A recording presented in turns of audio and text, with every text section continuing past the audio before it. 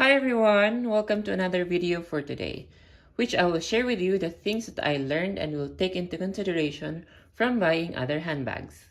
By the way, if you're new here, hi, I'm Ellen and I'm a self-confessed bag addict. I mostly do these bag-related videos as well as some occasional travel vlogs.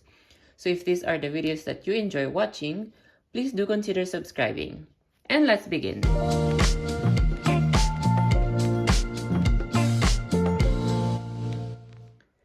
So, as a handbag enthusiast, I myself can say that my collection of handbags have definitely taught me in so many ways. From researching for the best deals, watching countless bag reviews from various fellow handbag enthusiasts here on YouTube, and to even taking risks such as splurging just to try out whether it's worth it or not. But I've come to realize that it's always a trial and error, right? But to minimize at least the feeling of regrets to our purchases, we have to be smart and keen on what we should consider, especially in buying handbags, as we all want our hard-earned money to not be put into waste, right? Now, here are some factors that I wish I should have considered before, but then I will reflect on now, especially if I wish to add few more bags to my collection. So the first factor that I will consider is about the brand. So when we say branded bags, it is defined as bags that are manufactured from well-known designer brands, which we have the known luxury fashion houses like Hermes, Chanel, Louis Vuitton, you name it. It is true that most of these bags are made from high-quality materials, but as well as some contemporary and even fast fashion brands, to which most of my collection are mostly from these brands. For instance, I have you here my bag from Pieces, which I got from Zalando, and this bag, which I got from Zara. I am now checking not just like luxury branded bags, but also contemporary and fast fashion brands because to me, they all just are bags, but with some of the things that we consider, such as the value for money and the materials and such that I will talk about later on. I will not sleep on these kinds of brands. So these are just some of my bags that would still do their job as a handbag that came from a fast fashion brand. That will also show their durability and their looks, which I can attest as I have used these bags countless of times already.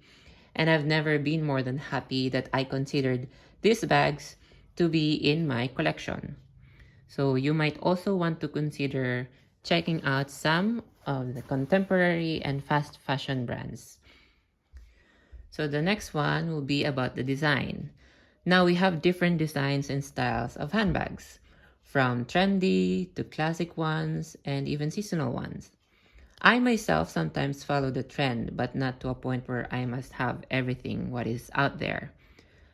I can say that I'd like to experiment whether a certain style of handbag will suit me or not. Besides, how will we know if it's going to work if we're not going to give it a try, right?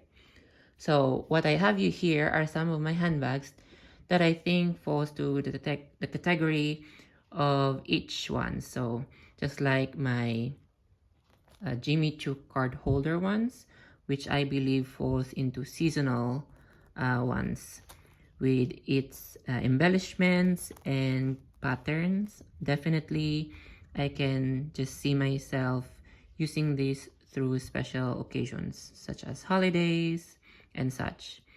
Also, I have you here my Jacquemus Le Chiquito bag.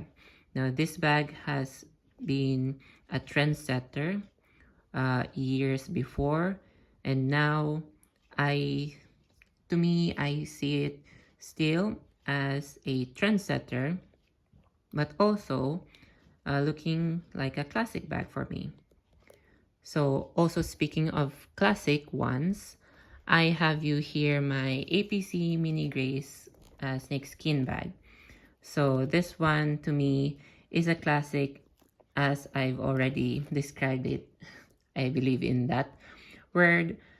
um, countless of times already here on my channel, because this is again a timeless look which will never go out of style, as I believe. As I've said, I'd like to push myself and to try out different designs with their colors, textures, and styles, because again, there's nothing wrong in trying out these styles of bags. But then once you found them or the right style for you, then you might want to continue it from there. So for the meantime, for me, I still would like to try out different styles of handbags and to check whether they will work for me or not. So these three bags are very much different in their own look and design. But yes, there are times that some of these bags are challenging to work with, but then it also pushes me to incorporate them in my fashion style, whether they will elevate or complement my look. And the next one that you might want to consider is about the material of the handbags. So to me, this is a test whether a handbag is made from quality materials, as what most branded bags offers, or as what I've even discussed with the first factor, which is about the brand of the bag. I also prefer handbags that are made from quality materials that are definitely durable and that will last for a long period of time. For instance, I appreciate handbags that are made from leather. I love the feel of it, as they do feel substantial and luxe. Just like my Prada bag over here and my Coach Live phone bag over here. So I'll bring them closer. So as you can see, most of these handbags are made from pebbled leather, which many handbag enthusiasts would attest that this type of leather is very durable and will last a long period of time. I also have different other handbags that are made from lambskin, napa leather, even some fabric ones, and patent leathers. But to me, this is still a perfect type of material for a handbag, because they will serve a long period of time with handbags. As you can notice here, there's even an indentation, as I accidentally packed this in my hand luggage, very much stuffed. So unfortunately, there is this indentation. But still, this bag works perfectly fine for me. So another thing that I learned and I need to consider, that you might also want to check out, is the functionality of the bags. I believe this occupies the first half of my decision making when I consider buying a handbag. I myself enjoy handbags that are very much versatile, where I can play with other accessories such as detaching or adding top handles and their body straps. But also there are handbags that are not that versatile but still does its job in other ways. For example, I have you here my recent addition to my collection, which I haven't got the chance to use yet. As you can see, it still has the tags, but I will definitely I will use this bag. So as you can see, it's not that versatile, as the crossbody strap is not detachable, although it is adjustable. So to me, I would definitely still consider adding this to my collection because of the main purpose and the things that I will describe to with these bags, such as the size of this bag and the weight. Also, it's also a determining factor when a bag is maybe too small or too heavy or too light, you know, and the details that it has, like the mechanism where it has a zipper or turn lock closure, push button ones, or magnetic closures. So just like this bag is with a zipper, has a zipper fastening as you can see. And also my Studio 12 coach bag. So it has a push button style.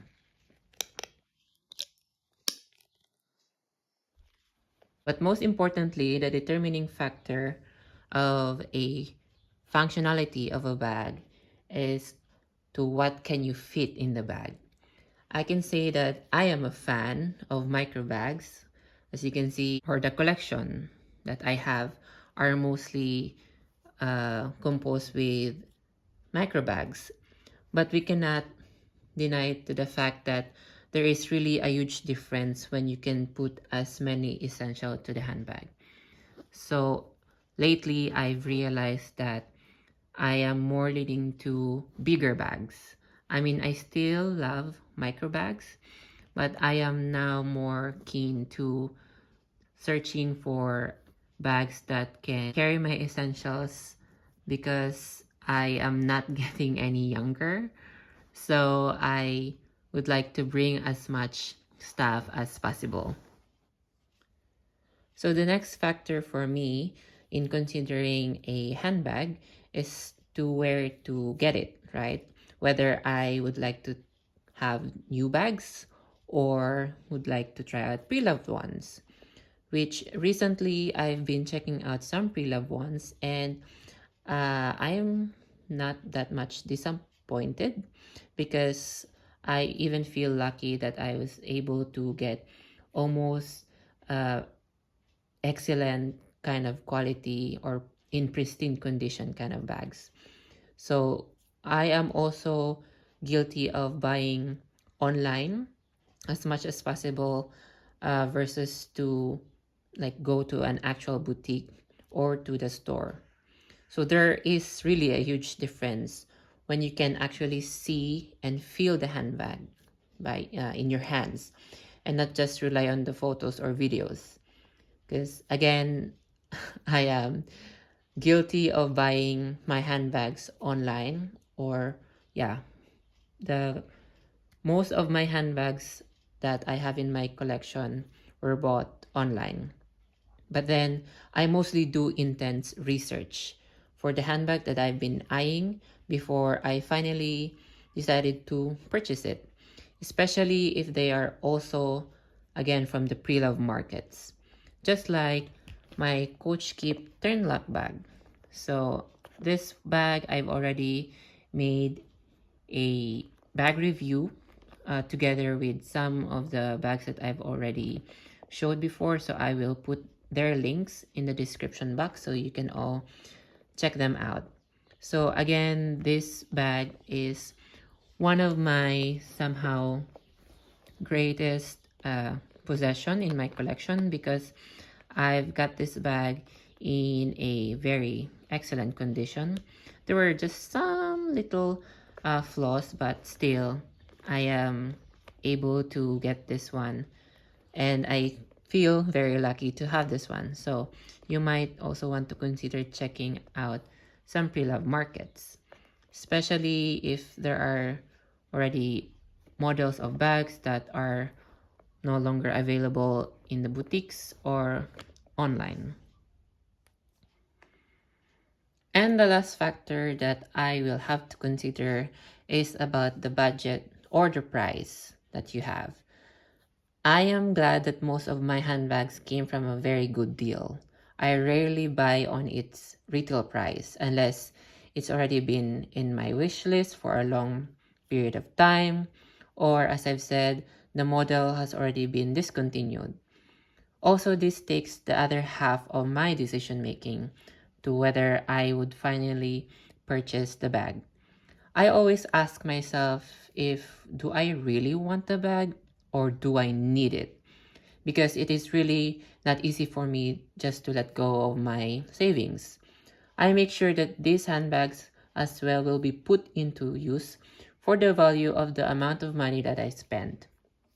However, it is not all the time that I used all of my handbags as Some are in constant rotation, and some are just used for occasional. So that's why it's inevitable to commit regrets. But as much as possible, I'd like to use and enjoy my handbags before considering to sell them if I wish to already let go of them. But it's always hard for me because most of my bags are very valuable to me, and some of them really hold sentimental value. So to me, it would be a very difficult decision to let go of my handbags, but to a certain point and to some certain situations that if I really have to, then I will. And with those determining factors that I learned, I can certainly assure that I'd be able to manage now my desire, especially if I wish to get a new handbag to add in my collection. And with that being said, hopefully, this will also help you guys if you wish to finally get that handbag from your wish list or if you want to start with your journey in collecting bags. I'm curious with what you guys think of today's video. Let me know and let's have a chat in the comment section below. Again, thank you for watching and supporting my channel, especially to those who are subscribed, and to the new subscribers, thank you so much. I would greatly appreciate if you could also give a like, share this video, and subscribe to my channel if you're not yet subscribed. Have a great day everyone, and I'll see you on my next video. Bye!